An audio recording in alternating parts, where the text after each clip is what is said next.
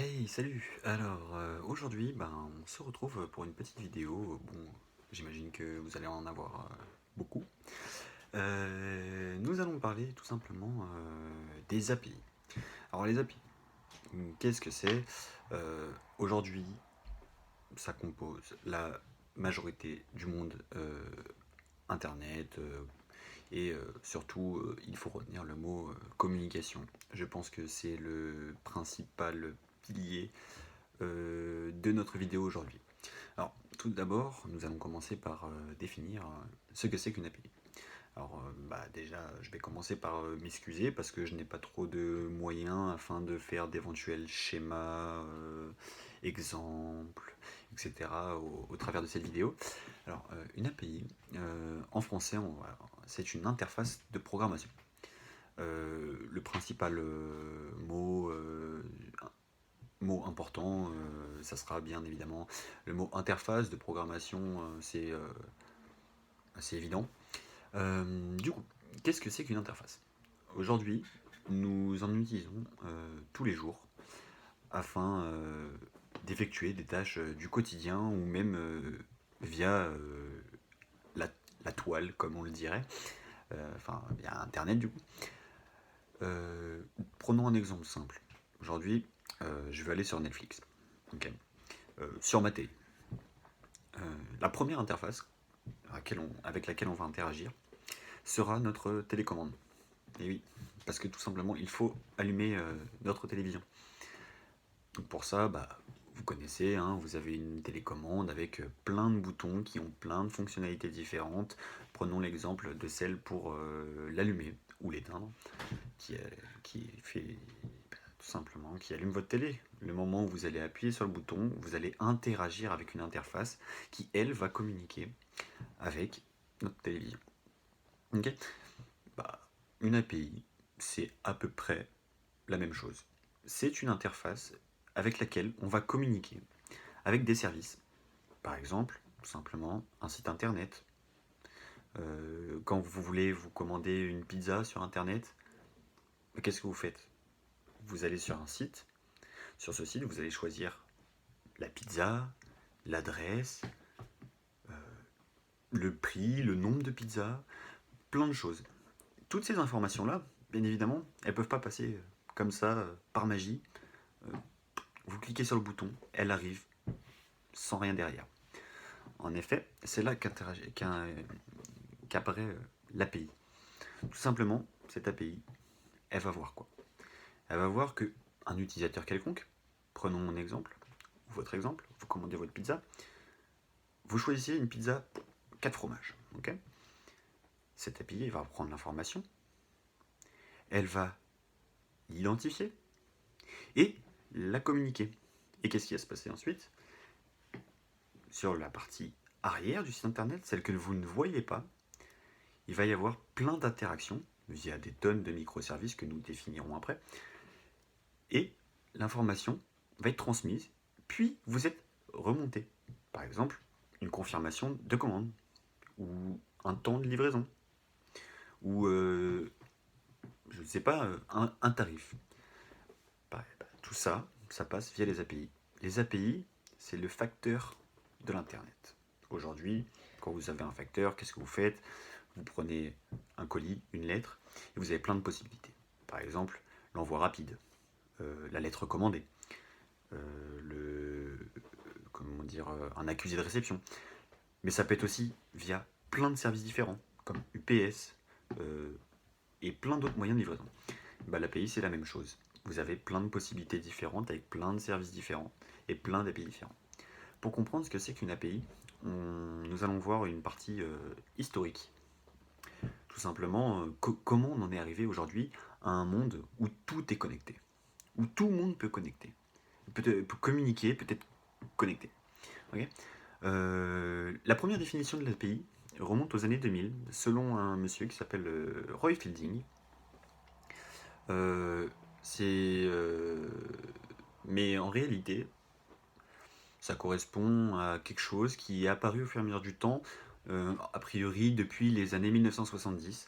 La première forme d'API, ce qu'on pourrait appelés API, hein. Bien évidemment c'était pas le nom à l'époque, mais c'est les messages orientés middleware.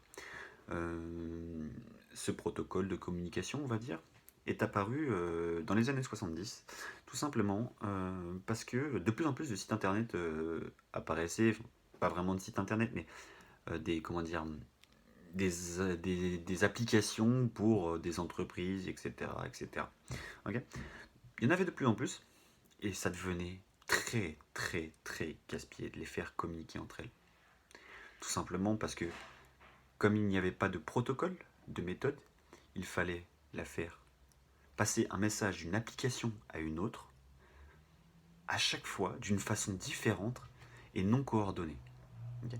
Et ben les messages orientés objets sont apparus, middleware, pardon, messages orientés middleware sont apparus afin de standardiser, de protocoliser ces méthodes de communication. C'est-à-dire que une application A envoyait de la donnée à ce middleware, à ce message orienté middleware, qui analysait entre ce qu'on pourrait appeler une requête et l'envoyer à l'autre application. Et le fait de standardiser ce protocole, ça a déjà permis de généraliser le monde informatique. C'est-à-dire qu'il est devenu beaucoup plus facile de communiquer entre plein d'applications. Bon. Ensuite, 1980, l'apparition de la programmation orientée objet. La programmation orientée objet consiste, faisons rapidement, c'est une application, diviser les tâches d'une application. Okay, on ne va pas aller plus loin que ça. 1990, c'est le début du web, du monde virtuel, du monde internet que l'on connaît aujourd'hui, avec l'apparition du JavaScript qui a permis encore plus de communication et l'arrivée du World Wide Web comme on connaît, WWW. Bon, arrivé les années 2000, le nom API apparaît. L'API est définie. L'API est définie comme étant une architecture et un moyen de communiquer entre des interfaces web permettant de communiquer, tout simplement. Comme vous l'avez compris, la communication est aujourd'hui le terme le plus qualificatif pour l'API. Cette communication est ultra importante. Tout simplement parce qu'aujourd'hui, l'humain, par nature, veut communiquer. C'est pour ça qu'il a existé des centaines de langages, et ben c'est pareil pour l'Internet. Il faut que un site A puisse communiquer avec un site B. Okay, pour ça, il existe des protocoles. J'ai pas trop envie de m'attarder dessus, peut-être dans une prochaine vidéo. Par exemple, le protocole REST, tout simplement, qui analyse de la data et qui envoie de la data. Tout ça passe par les requêtes, des messages, comme on pourrait les appeler. Exactement pareil qu'une lettre. Sur une lettre, vous mettrez une adresse, un expéditeur, un timbre, et ben un protocole HTTP par exemple, qui va passer en général par du REST après pour l'API, prend des informations telles que une clé, une adresse, et surtout l'adresse du destinataire au final.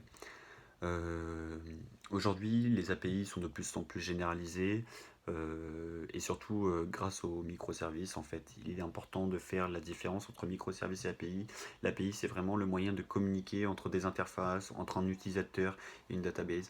Les microservices, c'est tout ce qui est les utilisations. En fait, tout simplement, aujourd'hui, quand vous faites un site internet, les développeurs, et comme dans tous les milieux du monde, dans tous les domaines professionnels du monde, il est important d'arriver à simplifier les choses. Les microservices ont été créés pour ça, hein, tout simplement simplifier les choses. Aujourd'hui, un site internet, il existe des services que vous n'avez pas envie de refaire parce qu'ils existent déjà. Voilà. Du coup, on va voir comment, par exemple, il y a différentes façons d'utiliser une API. Déjà, soit créer la sienne et la mettre à disposition d'autres développeurs pour d'autres sites internet, etc. Mais d'abord, nous allons voir comment on peut s'utiliser une API. Tout simplement, aujourd'hui, moi, je fais un projet qui consiste à faire un site internet pour une association. Cette association, elle dispose d'un Airtable. Airtable, c'est quoi? C'est une planification c'est un site internet de planification de projets ou autre. Et ben moi, via mon site internet, je peux faire appel à l'API d'Airtable. Tout simplement, je me connecte à cette API, je lui envoie des requêtes, je récupère la data qu'il y a dedans. Après, bien sûr, il y a une question de sécurité. J'ai des clés qui m'identifie comme quoi j'ai le droit de connaître cette data-là, cette donnée. Cette donnée, bah, je fais la demande dans mon site internet pour les récupérer et les afficher à mon utilisateur. Ce qui fait que j'ai Airtable dans mon site internet. Vous voyez à quel point l'API est important. Aujourd'hui, prenons le cas de, je ne sais pas, Kayak par exemple, kayak.com. Il y a des tonnes d'hôtels. Chaque hôtel peut avoir son site internet. Et bah, Kayak va regrouper ces hôtels. Après, va permettre de les classer avec différentes données comme le prix, la distance, le nombre d'étoiles, je ne sais quoi. Tout ça passe par plein d'API, tout simplement parce qu'il faut pouvoir les comparer. Ok, voilà. Maintenant, comment créer son API? La principale question aujourd'hui qui se pose, c'est la sécurité. Une API, comme on le sait, c'est quelque chose qui nécessite beaucoup de sécurité parce que c'est là où, par laquelle va passer la data. Du coup, il est important d'arriver à garder le contrôle des informations et de bien protocoliser et bien sécuriser tout ça. Il ne faut pas de fonctionnalités inutiles, etc. etc. Bon, aujourd'hui, la sécurité, je pense que c'est le plus gros problème des API. C'est ce dont tout le monde a peur, tout simplement parce que c'est bien d'augmenter la communication. On communique énormément, mais aussi il peut y avoir énormément de fuites. Ou alors enfin ça peut être très bien se faire bloquer entre guillemets. On peut bloquer les communications ou en faisant entre, comment dire, crash un site internet. Généralement c'est un serveur quand même derrière. L'attaque la plus fréquente, une attaque connue par exemple, c'est ce qu'on appellerait le DDoS. En fait, on va effectuer plein de requêtes, énormément de requêtes. On va envoyer plein de messages à un serveur, à un service, en passant par les API justement. Et du coup, bah, ce serveur va pas être capable de répondre, et l'API non plus. Et ce qu'il va faire, bah, c'est qu'il va se couper. Voilà. Bon, j'espère que cette vidéo assez simplifiée au final vous aura plu et vous aura permis de comprendre ce que c'est que les API. Et je pense que la principale chose à retenir aujourd'hui, c'est le terme communiquer. Merci beaucoup. Bonne journée.